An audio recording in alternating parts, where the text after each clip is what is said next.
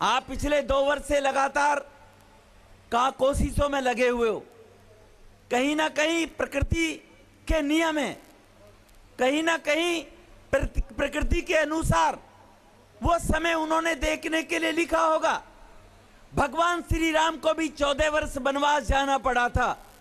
वो 14 वर्ष के लिए वनवास गए थे इसीलिए नहीं, वो 14 वर्ष वनवास इसीलिए उनका हुआ था क्योंकि राक्षसी प्रवृत्ति जो थी जंगलों के अंदर, जो साधु संतों को खत्म करते थे, परेशान करते थे, ऋषि मुनियों को, उन राक्षसों का वध करने के लिए भगवान श्री राम का वनवास हुआ था। अगर वो वनों में ना जाते, हड्डियों के कंकालों के पर्वत ना देखते, तो उन राक्षसी प्रवृत्तियों का अंत कैसे होता।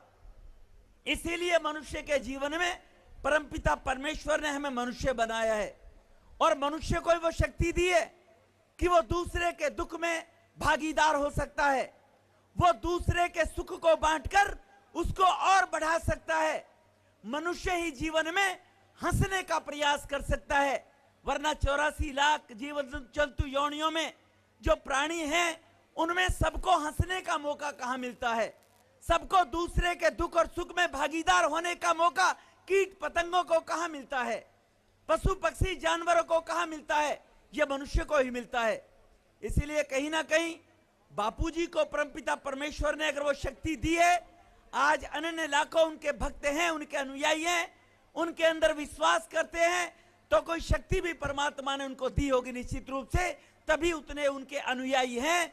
उन लोगों के अनुयायी नहीं है जो लोग इस बात के लिए आज ऐसा दुष्प्रचार करने का प्रयास करते हैं।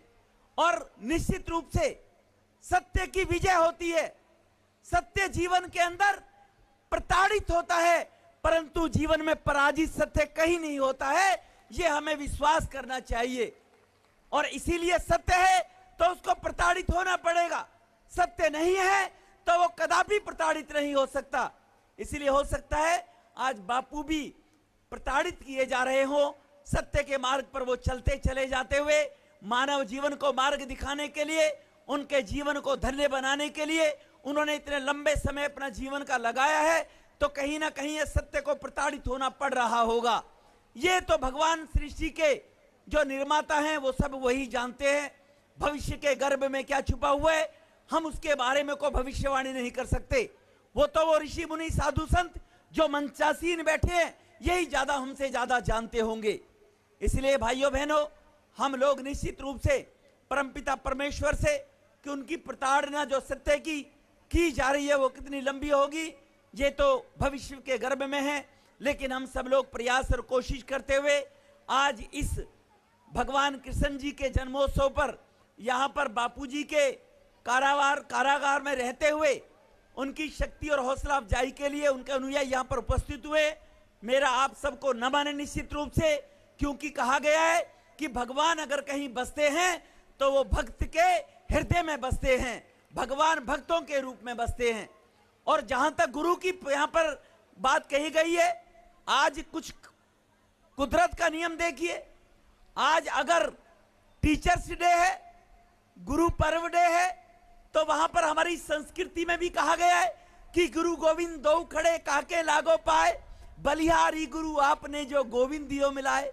तो गुरु जी अगर गोविंद से मिलाते हैं तो कहीं ना कहीं हम गुरु जी के लिए, आज भगवान जी का भी जन्मदिन, कृष्ण जी का भी आज के दिन हुआ, आज टीचर्स डे भी है। इसीलिए कहीं ना कहीं एक कोइंसिडेंट इसको कहेंगे हम लोग।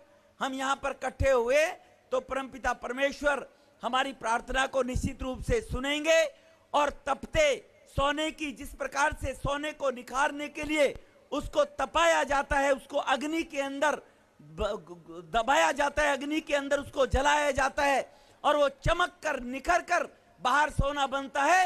हो सकता है गुरुजी भी आने वाले वक्त में इसी प्रकार से तप के कारण, उससे ज्यादा शक्ति के कारण निखर कर हमारे बीच में आएंगे।